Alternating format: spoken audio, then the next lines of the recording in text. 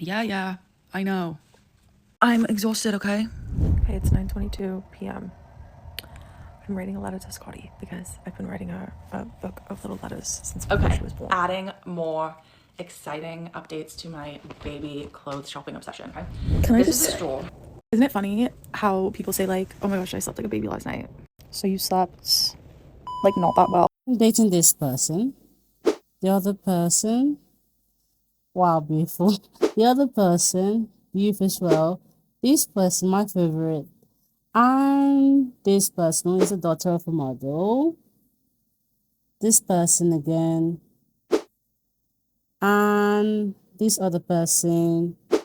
And this famous reality TV star. And now you meet the mother of your children. And also to put the icing on the cake, things have ended badly. Guys, welcome back to the channel. Guys, so actually, I've been trying to make this video very, very long time, but I've not had the chance to make the video for a very long time because I've been very busy. So guys, of course, I'm going to talk about Pete Davidson today.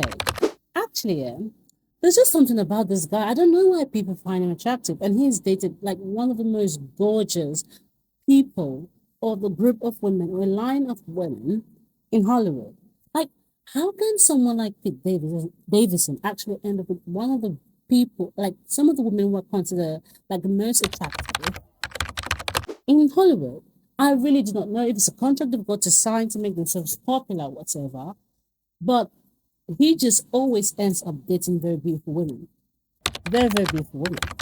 I don't know if I should call it the Ariana Grande effect. But have you noticed that any man she's been with has always had this aura of, let's say, oh, just guys, I don't think like when beautiful women date men who are not up to the standard of beauty as they are, they automatically make that man attractive. Look at how can I call him, Nick Cannon? Guys, before Mariah Carey met Nick Cannon, that man, no one was checking for Nick Cannon. No one was actually checking for Nick Cannon. And that is why I was saying, oh, I'm actually jealous. Guys, how can you be jealous of your wife? How? How is it possible you're jealous of your wife? So, guys, to be fair, the thing to be fair on its own is actually quite appalling. It's actually quite appalling. It's actually quite appalling.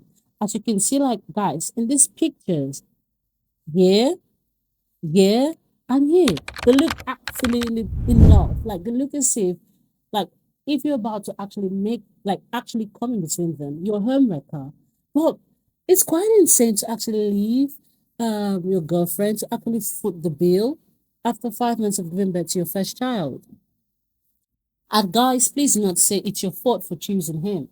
Guys, look at Pete Davidson. You know he's someone who is very, very goofy, looks goofy, acts goofy. But to be fair, would you think of him as a deadbeat dad? Not all goofs are deadbeat dads, are they? Like, to be fair, this is actually quite crazy.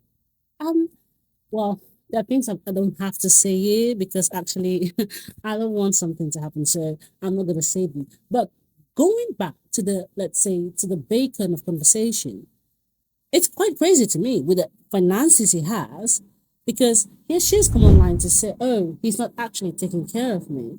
He's not actually taking care of me, you know. I've actually had something to do with, oh, this and that. He's not taking care of me and everything. And he said, no, I'm taking care of you. I'm taking care of you. So please do not lie in my name. I'm taking care of you and everything. So people are saying, so that, like, she's saying, she's going back and forth with the same and saying, no, you're not taking care of me. You're lying. So if you think you're going to come over here and you're going to spread nonsense about what you're doing for the child we've had, you're actually bugging. So guys, let's see what other people have got to say because it's actually a frustrating situation. Never in a million years would I have ever thought that Pete Davidson would allegedly turn out to be a deadbeat dad. Elsie and Pete had a whirlwind romance, and yes, things did happen a little fast. They hard launched their relationship March of last year, and 4 months after that, they announced that they were expecting their first child together. Then just 5 months after Elsie gave birth, tabloids reported that Pete and Elsie had called it quits, which is not surprising. It is unfortunate, but it's not surprising. Elsie and Pete were in the stages of getting to know each other in their relationship to then go through a massive milestone such as welcoming a child together. That is a lot on their relationship, but here's where it actually gets messed up, in my opinion. Elsie posted a video talking about some recent paparazzi photos that were snapped of her, and she's like, yeah, I know I look rough, but I am doing this alone and also managing X, Y, and Z. Elsie responded to some comments under her video, which looks like the comments from Elsie have now been deleted, but she responded to a comment saying that she's also doing the financial aspect alone and agreed with a comment that said if your partner leaves you while you're postpartum, that is loser behavior. Now, whoever commented on Elsie's paparazzi photos that prompted her to make a video talking about her appearance, I hope you have a terrible day, because if you've ever been postpartum, you know that getting out of the house is a major milestone. I truly feel bad for Elsie because on top of the Pete situation, it doesn't seem like she has much of a village or support, and personally, that contributed to my postpartum anxiety and depression, and I don't wish that on anyone. Whatever the excuse is for Pete to allegedly not physically be there to care for his child and help the mother of his child, I feel like the bare minimum is to provide some sort of financial support. Of course, people are going to mother shame people. People are always going to mother shame people, regardless of how the society wants women to actually give birth to children. People are always going to mother shame people, and I don't know where they get that attitude from. Seriously. I don't know. Like, see what's going on with Rihanna. See what is going on with many stars have had children. Why are they always body shaming women who've just given life to people or given birth, guys, giving birth? It's just annoying, actually. It's very, very annoying. Very annoying. It's not cool. And please, it is disgusting. It's disgusting. And people always blame her. You should have chosen better. Really? Well, let's see what the next person's got to say. I don't think there's been enough discourse on how Pete Davidson and his girlfriend have broken up a mere months after having a baby. The couple got together in March 2025, announced their pregnancy in July 2025, had their baby in December of 2025, and here we sit in May 2026, and it's over. Excuse me. Dumois reports Pete Davidson and Elsie Hewitt quietly split after we first flagged blind item. And here is that blind item. The subject is yeet yeet, in a reference to a character that Pete played on SNL. Which A-list comedian and recent first-time dad often spotted around Brooklyn has quietly split from his low-key, non-famous girlfriend? Sources say the relationship fizzled just as quickly as it started. According to well-placed sources, the pair are currently living in separate residences, signaling a shift in their relationship status that had already started to raise questions behind the scenes. We're told that the pressure of a new relationship combined with the realities of being new parents have allegedly taken a toll. While the split appears to be amicable, those close to the situation say the transition hasn't been without its challenges. For now, the two remain separated, though sources note that nothing is necessarily set in stone. What? You mean two people that barely knew each other had a baby and it didn't work out? If you watch even half an episode of Teen Mom, you knew where this was going. Elise posted a series of photos for Mother's Day. None of the photos included Pete, and he was not mentioned in the caption. And I know that's right. Obviously, as a woman, I feel for Elise, but girl, don't do this again. Don't ever do this again. The baby is a blessing. Congratulations, but don't you ever do this again. She was already rolling the dice with having a baby with Pete Davidson. Hopefully the lesson is learned. Do not do this again. And I just realized I've been calling this woman Elise. Her name is Elsie. It's Elsie. My bad. I could not ask for a better father for my child. I'm so happy it's him. We're both very conscious of not putting pressure on this whole thing of this child is gonna fill a void or be this thing that I never had type thing.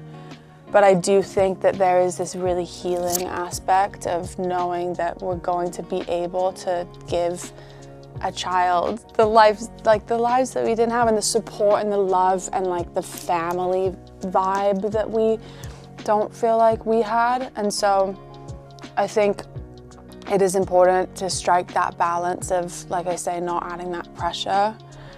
But I think we're gonna be cool parents. I hope. I sometimes just will see feel the way that we are with one another, and I'm really glad and I'm really proud that that this is how it is, and this is how it's going to be. Guys, you could see that she actually was genuine about trying to start a life with him. When was he trying to start? She already started. She actually wanted a life with with Pete. She actually wanted a life with Pete. Guys, she wanted a life with Pete. Oh my days. Oh my days. And it's quite annoying. It's quite just so annoying that this, oh God, no, this is annoying. And she was so happy to go and talk about the love, maybe on red carpet, on podcast, only for Pete to end up betraying her. Guys, I don't know. We have to listen to another person. Seriously. Let's just listen to another person and let's see what they'll have to say.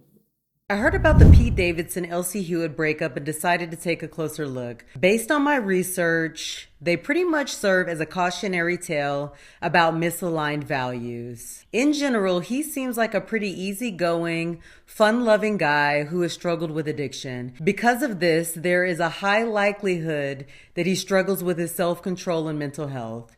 His stance in this photo, especially in the shoulders, reinforces the fact that he has a laid-back attitude. His warm, content smile implies that he doesn't take life too seriously and prioritizes fun and human interaction. This lifestyle usually requires a more relaxed standard to function. However, I will say that he does tend to have sad or checked out eyes, which suggests he probably is not going to be detail-oriented or highly structured, primarily because he isn't present enough to do that. A person like this values freedom and often views strict expectations as pressure rather than structure. Elsie, on the other hand, appears to be more of an observant introvert.